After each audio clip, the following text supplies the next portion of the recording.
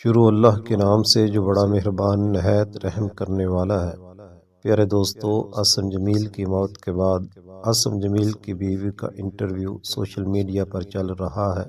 عاصم جمیل کی بیوی عاصم جمیل کی موت سے کافی عرصہ پہلے اس کو چھوڑ کر چلی گئی تھی، تو عاصم جمیل کی بیوی نے سوشل میڈیا پر آ کر اس بات کی وضاحت کی ہے کہ میں نے عاصم جمیل کو کیوں چھوڑا تھا۔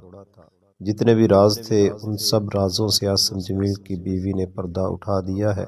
اس لیے آپ سے گزارش ہے کہ ویڈیو کو مکمل دیکھیے گا اور اپنی رائے کا اظہار ضرور فرمائیے گا۔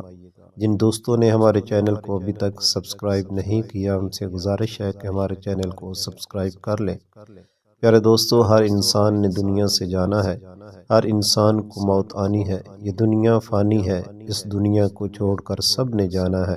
لیکن کئی لوگ ایسے ہوتے ہیں کہ جن کے جانے کے بعد کہا جاتا ہے بچھڑا کچھ اس ادا سے کہ رت ہی بدل گئی، ایک شخص سارے شہر کو ویران کر گیا۔ عاصم جمیل کی موت کی خبر نے کچھ ایسا ہی منظر پیش کیا کہ عاصم جمیل کو موت سے پہلے شاید چند ہی لوگ جانتے ہوں گے، لیکن اس کی موت نے پوری انسانیت کے دل میں اپنی محبت کو پیدا کر لیا۔ عاصم جمیل کی جو باتیں سامنے آ رہی ہیں، عاصم جمیل کے جو واقعات سامنے آ رہے ہیں، عاصم جمیل کا اخلاق، عاصم جمیل کے دل میں کسی قسم کا کوئی لالچ نہیں تھا۔ عاصم جمیل دنیا سے بے خبر تھا۔ عاصم جمیل لوگوں سے محبت کرتا تھا، اس کے دل میں لوگوں کے لیے نفرت نہیں تھی۔ وہ لالچی انسان نہیں تھا، وہ بہت ہی سخی انسان تھا۔ اور عاصم جمیل کی ویڈیوز جو سوشل میڈیا پر نظر آ رہی ہیں کہ عاصم جمیل کے دوست غریب لوگ تھے، وہ غریبوں کے ساتھ اٹھتا بیٹھتا تھا، ان کے ساتھ کھانا کھاتا تھا، ان کے ساتھ مل کر اپنی زندگی کے لمحات گزارتا تھا۔ میرے پیارے دوستو، عاصم جمیل ایک اچھا انسان تھا۔ یہی وجہ ہے کہ اس کے جانے کے بعد آج ہر کوئی رنجیتا ہے، ہر کوئی اس کے لیے دعا کر رہا ہے، ہر کوئی اس کی قبر پر جا کر فاتحہ خوانی کر رہا ہے، ہر کوئی اس کے لیے مغفرت کی دعا کر رہا ہے۔ لیکن عاصم جمیل کی زندگی بہت ہی عجیب و غریب گزری ہے۔ عاصم جمیل ڈپریشن کا شکار تھا اور وہ اپنے مرض میں مبتلا ہو کر پھر بھی لوگوں کو خوشیاں دیتا تھا۔ مولانا طارق جمیل صاحب کا کہنا ہے کہ عاصم جمیل کو ہم جتنے بھی پیسے دیتے تھے وہ غریبوں میں بانٹ دیتا تھا۔ وہ اپنے پاس پیسے نہیں رکھتا تھا، وہ اپنی مہنگی مہنگی گاڑیوں میں غریبوں کو بٹھاتا تھا، ایسی گاڑیاں جن کے پاس ہم غریبوں کو آنے بھی نہیں دیتے۔ عاصم جمیل ان گاڑیوں میں غریب لوگوں کو بٹھاتا۔ پیارے دوستو، اس کی ایک زندہ مثال آج بھی موجود ہے کہ عاصم جمیل کا ایک پاگل دوست جس کو اپنی پاکی ناپاکی کا بھی پتہ نہیں، وہ دنیا سے بے خبر ہے، اس کو کسی کا نام نہیں آتا، لیکن وہ عاصم جمیل کو آج بھی یاد کرتا ہے، وہ عاصم جمیل کو آج بھی ڈھونڈ رہا ہے، عاصم جمیل کی فیکٹری کے چکر لگاتا ہے، وہ عاصم جمیل کی قبر پر جاتا ہے۔ لوگ اس سے پوچھتے ہیں کہ عاصم جمیل کہاں ہے، وہ بتاتا ہے کہ عاصم جمیل اس قبر میں موجود ہے۔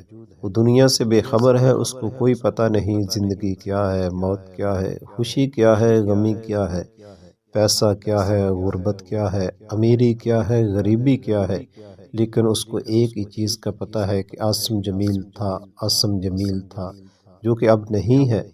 یہی وجہ ہے کہ وہ آج اس کو ڈھونڈ رہا ہے۔ پیارے دوستو، عاصم جمیل کی بیوی نے سوشل میڈیا پر آ کر لوگوں کو بتایا کہ عاصم جمیل کے ساتھ میرا بہت ہی اچھا تعلق تھا، ہمارا تعلق بہت ہی اچھا تھا، ہم بڑے پیار سے زندگی گزار رہے تھے، لیکن عاصم جمیل کی بیماری کی وجہ سے ہمیں ایک دوسرے سے جدا ہونا پڑا۔ عاصم جمیل کیونکہ ڈپریشن کا شکار تھا اور یہ بیماری اس حد تک بڑھتی جا رہی تھی کہ اس کی بیوی کا کہنا ہے کہ اب میرے لیے عاصم جمیل کے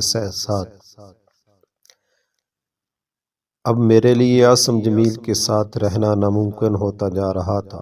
میں عاصم جمیل سے محبت کرتی تھی، عاصم جمیل مجھ سے بڑا پیار کرتا تھا، ہم ایک دوسرے کے بغیر رہ نہیں سکتے تھے، لیکن میں عاصم جمیل کا ساتھ نبھانے میں کامیاب نہیں ہو سکی۔